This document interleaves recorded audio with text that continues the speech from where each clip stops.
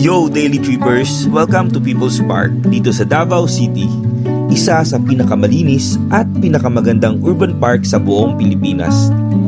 Sa 15-minute walking tour na to, iikutin natin ang iba't ibang iconic spots, gardens, art at attraction dito sa park. Kaya naman, tara!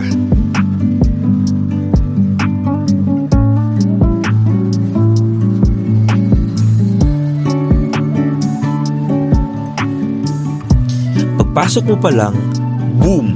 Mapapansin mo agad ang Rainbow Drive, isang colorful walkway na may potted palm sa gilid. Sobrang inviting ng vibes, ang perfect spot para mag-photo op at mag-enjoy sa fresh air. Now we're seeing the Durian Dome, the main entrance and visitor center of the park. This dome is inspired by the durian fruit which Davao is famous for.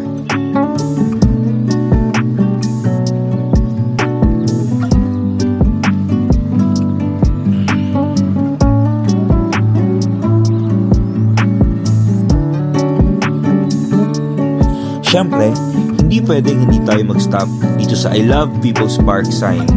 Isa to sa pinaka-famous photo spots dito. Kaya naman, kung gusto mo ng Instagrammable shot, dito na yon. Smile!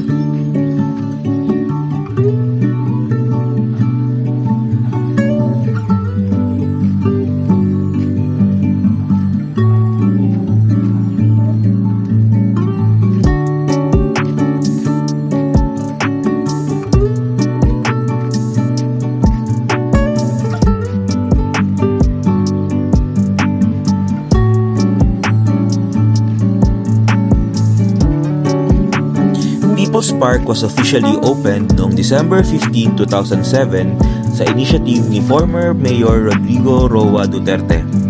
Dati itong PTA grounds, but it was redeveloped into a cultural and recreational hub na talagang pambida ng Davao.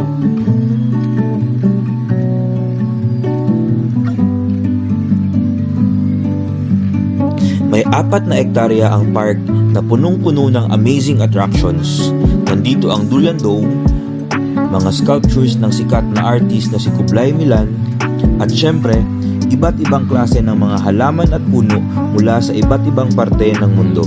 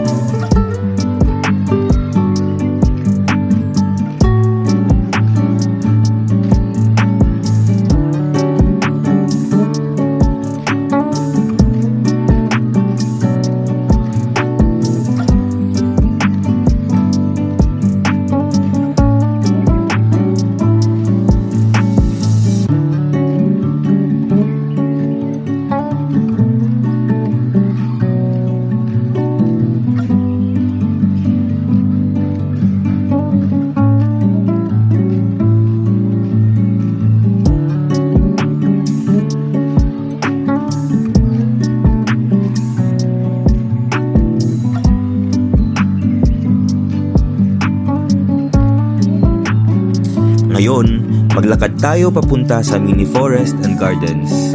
Alam nyo ba, Over 1,000 species ng plants at trees ang nandito. May mga galing pang Southeast Asia, Africa at South America. Sobrang fresh at relaxing dito. Perfect spot para mag-chill.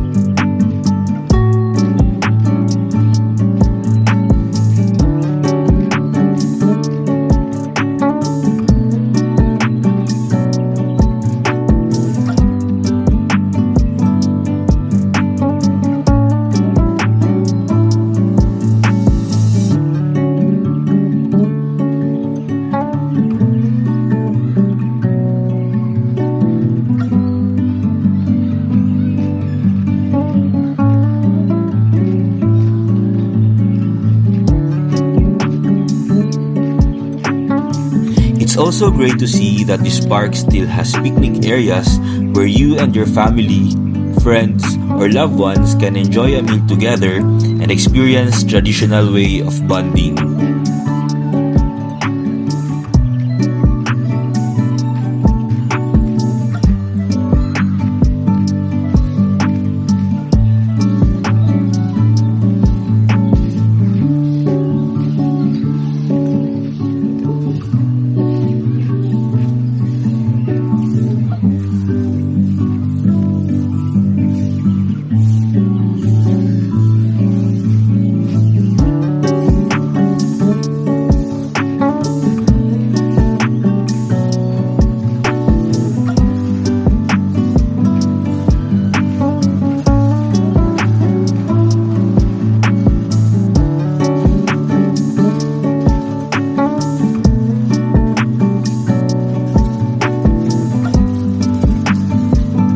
At eto pa, one of the highlights dito sa park ay ang sculptures ni Kublai Milan na isang Mindanaoan artist.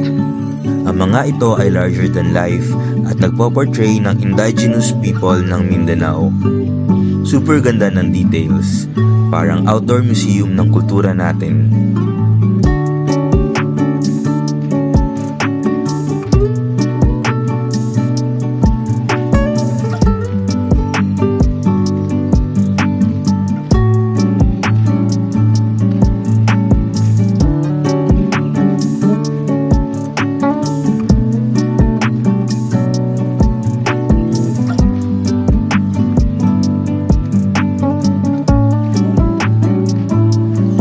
Pasukin natin ulit ang Durian Dome.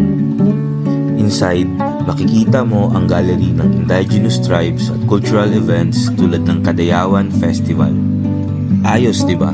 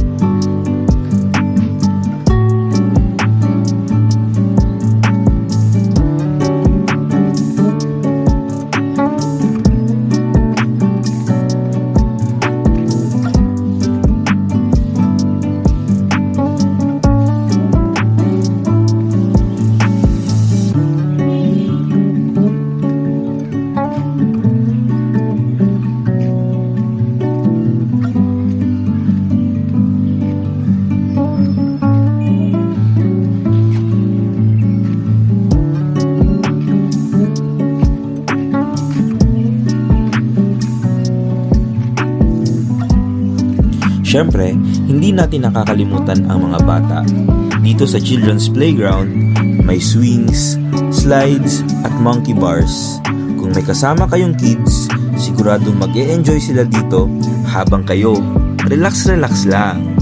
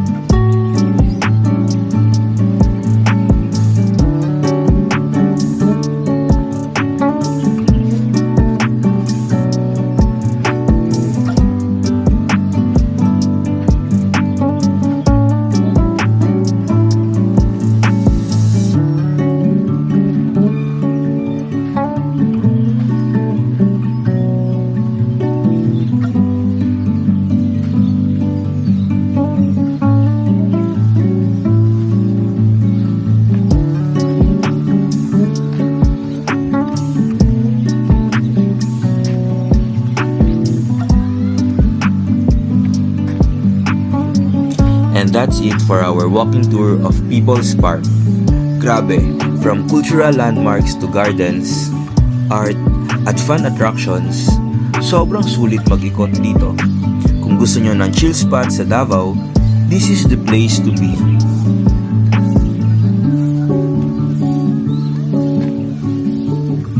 Maraming salamat sa pagsama sa tour na to.